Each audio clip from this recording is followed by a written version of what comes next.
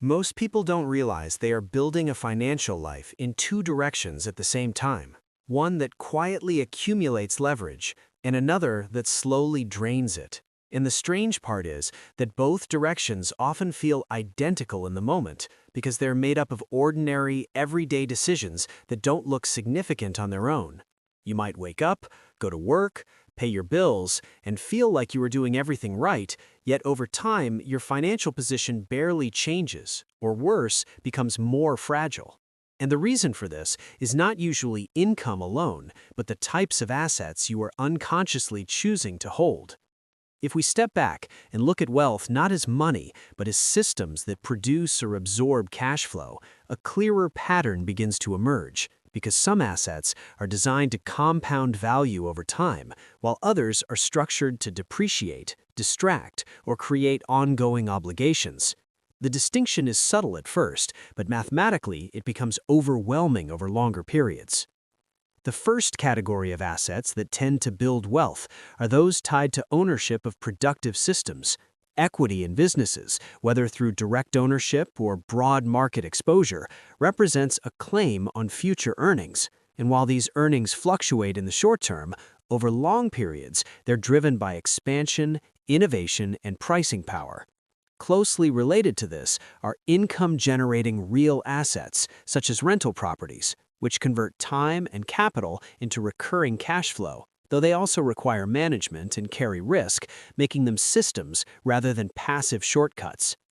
Another powerful asset class is skill-based income leverage, which is less visible but often more controllable, where specialized knowledge or rare capabilities allow an individual to earn disproportionately relative to time spent, especially when those skills can be scaled through systems, teams, or digital distribution.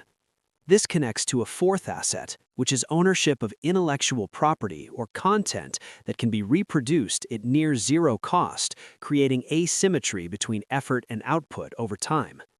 Financial liquidity, often overlooked, is also an asset when used correctly, not because cash itself grows significantly, but because it provides optionality, the ability to act when opportunities appear, especially during downturns when other assets are temporarily undervalued.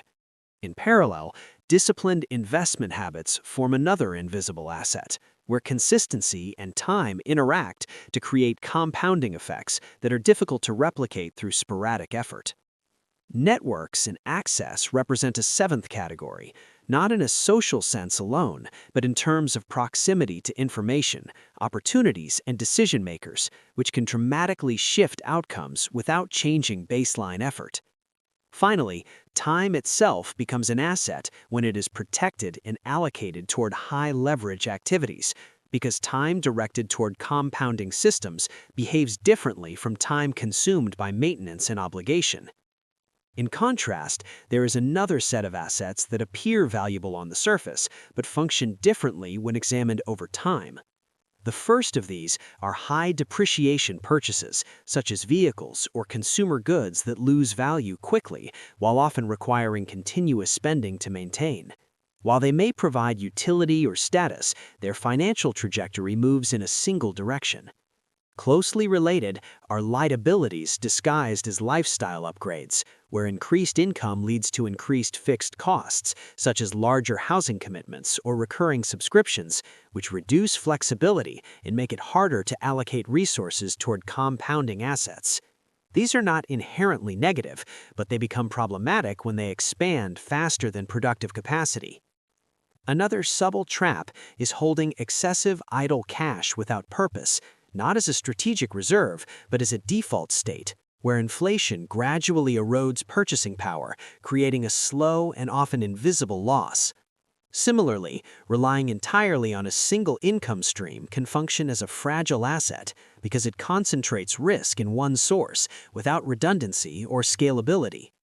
Short-term speculation without a system behaves more like a liability than an asset, especially when driven by emotion rather than structured analysis, as it introduces volatility without consistent expectation of return. Finally, time spent on low-leverage activities that do not build future capacity acts as a hidden drain because it prevents engagement with systems that could compound.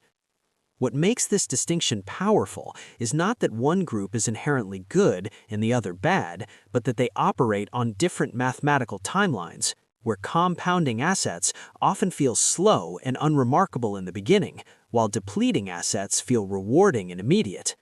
Over time, however, the curves diverge, and small differences in allocation begin to produce large differences in outcome. This is where the psychological layer becomes important, because humans are naturally drawn to visible rewards in immediate feedback, which aligns more closely with depleting assets, while compounding systems require patience, delayed gratification, and tolerance for uncertainty. The result is that many people unintentionally overweight the very things that prevent long-term stability. If we zoom out to the systemic level, economies themselves are structured to encourage consumption because spending drives activity, which means the default environment does not naturally guide individuals toward asset accumulation unless there is conscious intervention. This does not imply manipulation, but rather highlights that incentives at the macro level do not always align with individual long-term optimization. The shift, then, is not about eliminating all non-compounding assets, but about recognizing their role and proportion, understanding which decisions are building future capacity and which are consuming it, and gradually adjusting the balance in a way that aligns with long-term objectives rather than short-term signals.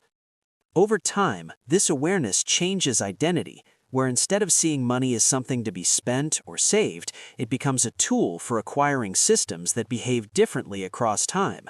And once that perspective settles in, the same income, the same environment, and the same opportunities can begin to produce very different outcomes, not through sudden change, but through quiet, consistent realignment.